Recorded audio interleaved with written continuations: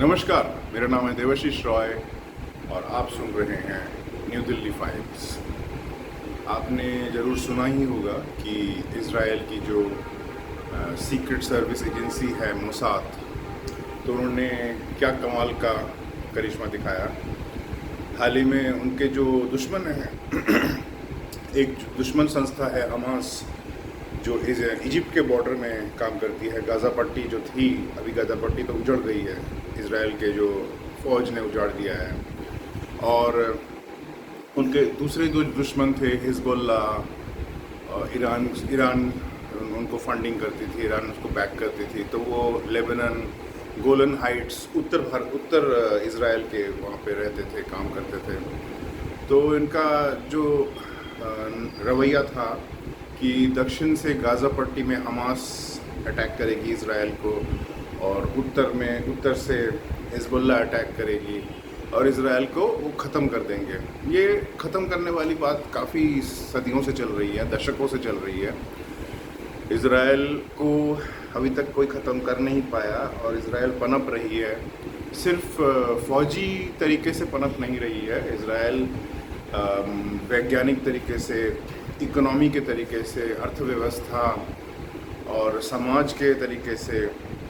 Israel में आपको पता होगा कि काफ़ी अरब लोग काम करते हैं, नौकरी करते हैं। इज़राइल यहूदियों का देश है, लेकिन अरब लोग वहाँ पे नौकरी करते हैं, तनख्वाह लेते हैं, घर जाते हैं, अपने परिवार को संभालते हैं। काफ़ी सरकारी नौकर जो हैं वो अरब हैं और यहूदियों से के साथ शादी कर चुके हैं वो, या नहीं भी कर चुके हैं, अपने अरब कल्चर को ही वहाँ पे पनपा रहे हैं। तो इज़राइल एक उन्नत देश है, हर तरीके से उन्नत देश है। तो इसको ख़त्म करना चाहते हैं क्योंकि जो इस्लामिक कंट्रीज़ हैं आसपास, वो चाहते हैं कि शरिया का कानून हो, सब कुछ ख़त्म हो जाए, पढ़ाई लिखाई ना हो और डेवलपमेंट, उन्नति ना हो। जो बच्चे हैं आसपास ये बंदूकबाजी सीखे और ये सब सीखे, तो यही चाहते हैं, तो यही इनका रवैया है।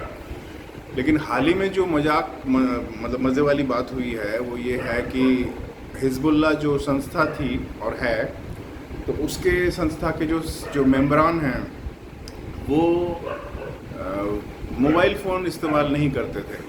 मोबाइल फ़ोन इस्तेमाल नहीं करते हैं क्योंकि वो सोचते हैं कि मोबाइल फ़ोन इस्तेमाल करेंगे तो इज़राइल के जो सैटेलाइट हैं वो ट्रैक कर लेंगे कहाँ पे बैठे हुए हैं, कहाँ पे काम कर रहे हैं। तो वो बड़े चालाकी से पेजर 1980 में शायद 1980-90 जब हम जवान थे आज भी जवान हैं, तो तब पेजर इस्तेमाल करते थे लोग। तो वो पेजर इस्तेमाल करते थे हिजबुल्ला के लोग।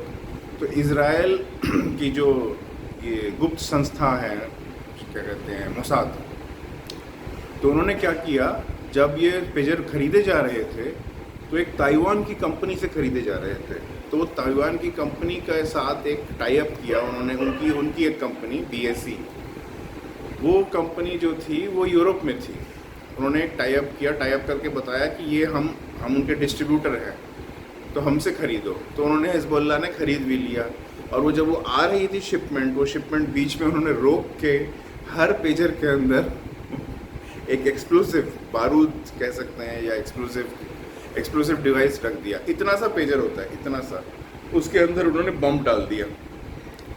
तो अचानक 2 दिन पहले की बात है कि लोग चल रहे हैं, हिजबुल्ला के मेंबर्स सड़क में चल रहे हैं, बात कर रहे हैं, और अचानक उनके जेब में वो पेजर फट गया बम की तरह। एक टांग उड़ गई या कमर उड़ गया, तो सब लोग चित्त हो गए और चीखने चिल्लाने लगे दर्द के मारे।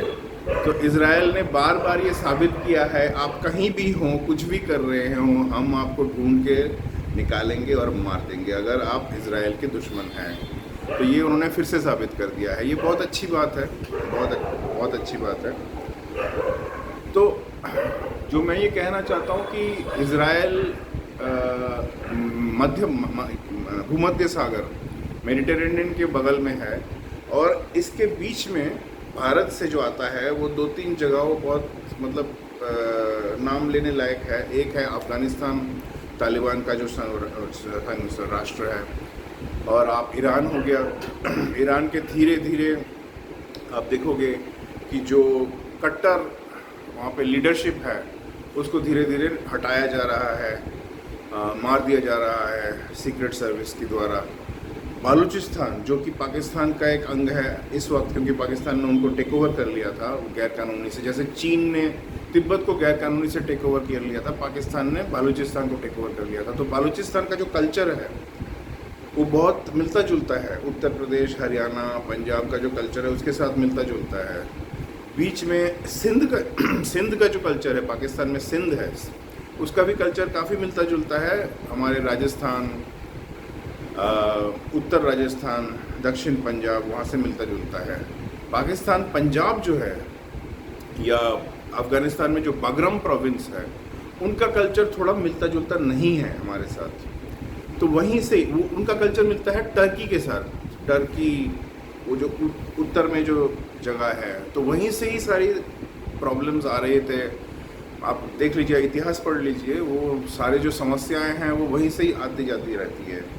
आप जैसे समरखंड से आप मुग़लों का ले लीजिए, वो यहाँ पे फिर वो खानेट जो मंगोल्स का खानेट है वो वहीं से, तुर्की का जो फ़ौज है वो जो कॉन्स्टेंटिनोपल अटैक किया था वहीं से ही आई थी।